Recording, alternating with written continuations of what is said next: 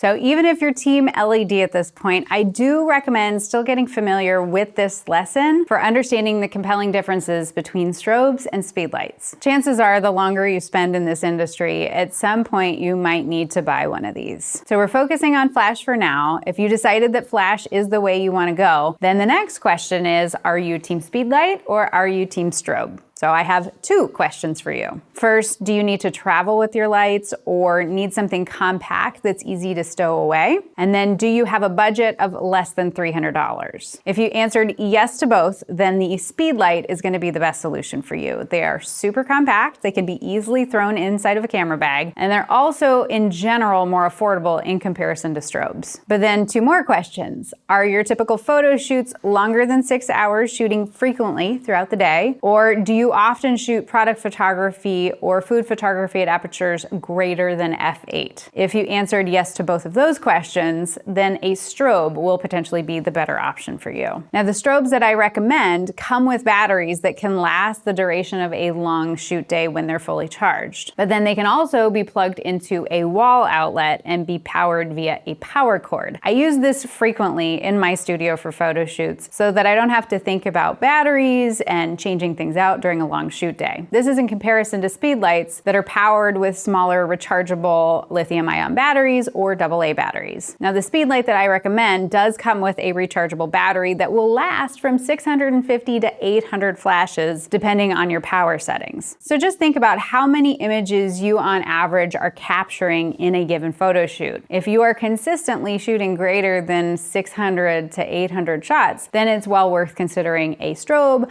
with AC power. Now, in terms of the power, strobes in general are more powerful compared to speedlights. And if you frequently shoot product photography and live in the land of f8 or greater in terms of your camera settings, then you'll be glad to have a strobe that can put out a lot of light. Now, one thing to be aware of with strobes is to be mindful of the watt-second power. We see digging into these two lights in terms of the specs. One is 400 watt-seconds, the other is 600 watt-seconds. 600 is more powerful than 400. But in the world of strobes, you can buy a light that is too bright for food photography. Anything higher than 600 watt-seconds, and you are running the risk of something that is too bright for effective use in tabletop photography. So let's do a quick recap of everything we've covered thus far. If you're doing video, then you want an LED light. If you're going flash and you want affordability and portability, I recommend a speedlight. Or if you're going flash and you frequently shoot greater than f8 or have long shoot days, I recommend a strobe. Now, if you're still not 100% certain of which direction to go in, that's totally normal. Hang in there, we've got you. Stay with us. So next up, we are going to dig into the important accessories and modifiers that help you shape your light, that modifiers are to lights like lenses are to cameras.